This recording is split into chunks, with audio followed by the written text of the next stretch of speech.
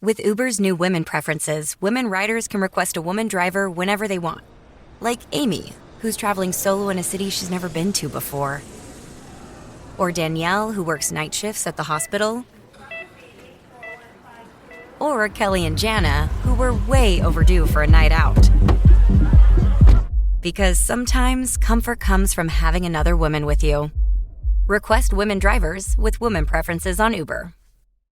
Learn more on the Uber app. Sunday morning, Memorial Day weekend.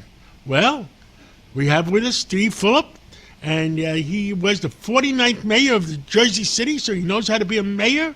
And now he's the president of the New York City Partnership that Kathy Wild was president for forever. Well, Steve Fulop, there's a lot of problems in New York, and give us an update. It's a Memorial Day weekend. You get to relax for at least a day. Yeah. Tell us what the heck is going on. Look, the city moves fast, so I don't think there's a lot of time to relax. But I'll tell you this. I mean, look, if you look back over the last 2 weeks, I think it's been, from the business standpoint, a up and down narrative. On the downside, the video, singling out somebody in front of their home. That was the Ken Griffin story. I mean, the concern was that really was horrible. Yeah, because I don't think you should turn anybody into a villain, especially in a world where you have CEOs that were assassinated, like the United Healthcare situation. You had a shooting at Blackstone last year. So I don't think you should ever single anybody out, even if you believe in a policy. So that was bad. The mayor reached out afterwards to some of the business executives. Myself and Rob Spire met with him at the end of April. I know the leadership for Blackstone met with him. I know Goldman Sachs, JP Morgan. So that's positive, but, we need more than just kind of a meeting. We need some substance and policy where we can work together and figure out some of these finances in a constructive way. Now, were you part of John, you've been talking a lot about it. I mean, I know I've seen you out there a lot talking about some of the challenges in New York City. So, I appreciate that, and I think most people in the business community do appreciate you being so vocal.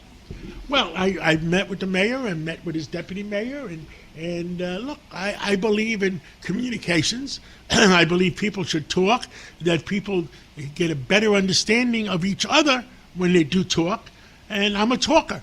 And and he, by the way, Zohan, the mayor, is a very, very smart guy. He went to Bronx Science High School. And the only thing me and him argued about, that I told him that Brooklyn Tech was a better school than Bronx Science, and he says, "We're never going to agree to that." It was a little bit of a joke, and you need a little bit of laughter sometimes. He's a smart guy, and he knows he could be very successful, or he could be at the edge of disaster. So I said to him, "You get to pick your choice. Which one do you want?" I think that's true. I mean, when we met with him, so we talked beyond the tax policy about, where we could find common ground. I think that AI, so artificial intelligence policy in the jobs market, is really a place that the business community could work with him on. Figuring out the childcare and how to fund that in a responsible way. That's another place that we could work with him on. And then housing. We have a lot of people that have a big expertise in the housing front. And, to the mayor's credit, the day after Rob and I met with him, so Rob Spire and Albert Bourla are the co-chairs for the partnership. One's the CEO of Pfizer, one's the CEO of Tishman Speyer. Day after we met with him, they followed up and they set up a briefing meeting with Deputy Mayor Julie Su on the Sunnyside project, which is the one that Heath went to, Mamdani went to. I was treated the same way. He turned me over to Julie Su. Well, look, I don't mind, because I know that his day is busy. I mean, as long as there's substance and follow-up and he's involved in it in some way, I'm okay with it. The Sunnyside project, I mean, look, he needs help from Donald Trump. There's no question about the president needs to be helpful. He went to the president asking for help.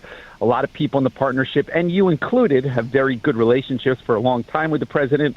So the fact that the mayor's asking for help and trying to brief people on that, that's a good thing. But got to get the details and see where we overlap on that. Look, he's a smart guy. You're not going to take that away from him. And it's up to him to decide which way to play it. I mean, we love New York, And if you force people to leave New York, and I was on Brian Kilmeade's show before, and I was on a few other shows, if you force people to leave New York, guess what? They're not spending money in restaurants. They're not spending money on taxi cabs or Ubers.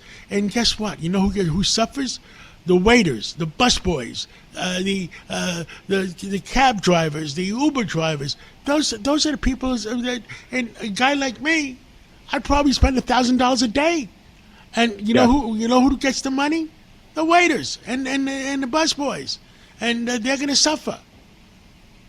Yeah, I think there's a reality to that, and I think that the mayor needs to figure out how to kind of keep his base where it is, because some of this goes back to politics, and he has that extreme far left base.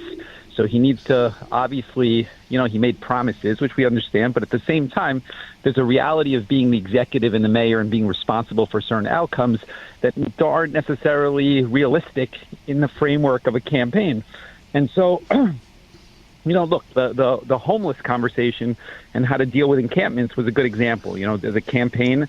He said, they're going to keep them, and then he kind of changed that once, the policy implementation that he wanted to do had questions. Same thing with the city FEPS program, and same thing with the school, mayoral control. So the hope is that we kind of inch along in a direction that we find overlap on jobs and the economy, and I still think that that's possible. Well, let's keep talking. Let's keep communications open, and let's hope common sense prevails. And in one way or another, hopefully common sense prevails, and we'll catch up again real soon. Yeah, have a great rest of the Memorial Day weekend. You too.